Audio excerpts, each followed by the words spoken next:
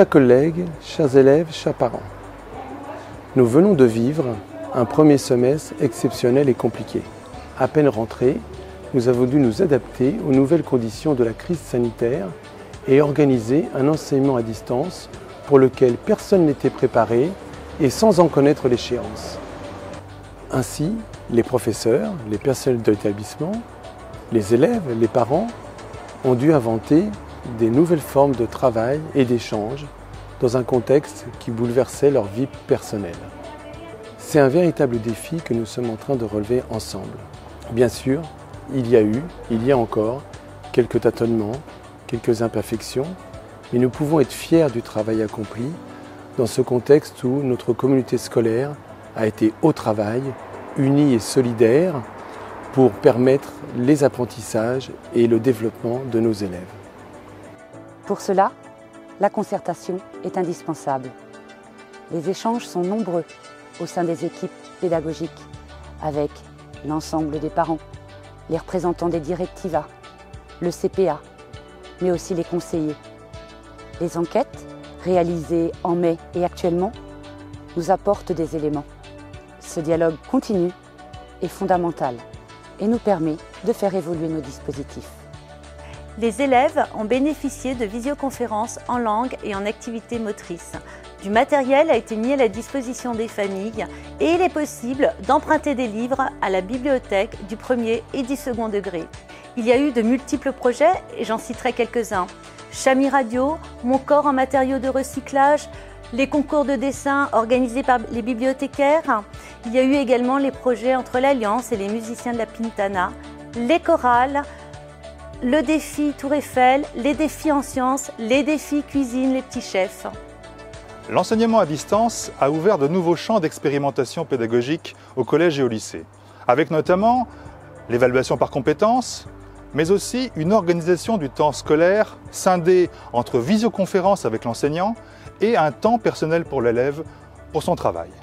Toutes ces modalités seront approfondies au second semestre, avec notamment des emplois du temps plus équilibrés pour les élèves. Nous n'oublierons pas, bien sûr, la personnalisation des parcours, avec notamment le prêt pour les élèves qui le souhaitent et un renforcement de l'AP. Le suivi des élèves est une priorité et mobilise l'ensemble du personnel. Psychologues, infirmières, professeurs, personnel de vie scolaire. Ce sont plus de 500 situations que nous avons étudiées et d'ores et déjà, ce sont 600 élèves qui ont bénéficié d'ateliers sur l'estime de soi, la vie en confinement. Nous sommes toujours attentifs à la cohésion entre les élèves et pour cela, on s'appuie sur le conseil de vie lycéenne et bientôt sur le conseil de vie collégienne qui est en train de se faire élire. Tout cela pour faire vivre la communauté. En primaire, outre les groupes de besoins mis en place par les enseignants, ce ne sont pas moins de 200 élèves qui sont suivis par les psychopédagogues et environ 250 interventions des psychologues auprès des familles ont eu lieu. La vie scolaire, les secrétaires contactent les parents lorsqu'il y a des absences et proposent diverses aides. Les infirmières ont effectué des actions de prévention et un accompagnement des familles touchées par le virus a lieu. Au second semestre, nous poursuivrons notre réflexion sur l'enseignement à distance dans la perspective d'un éventuel retour en classe. Nos protocoles sont presque finalisés. Ils doivent être validés par les instances de l'établissement, les autorités chiliennes et françaises. Nous serons alors prêts pour reprendre la classe lorsque les conditions sanitaires le permettront. Il ne s'agit pas d'abandonner l'enseignement à distance, qui reste le socle, le fil conducteur des apprentissages. Les moments en présentiel viendront renforcer notre dispositif pédagogique et permettront aux élèves de retrouver leur école et leurs camarades. Nous savons que cette situation est difficile. Depuis le début de cette crise, la corporation a fait le choix de la solidarité afin de ne perdre aucun élève ni employé.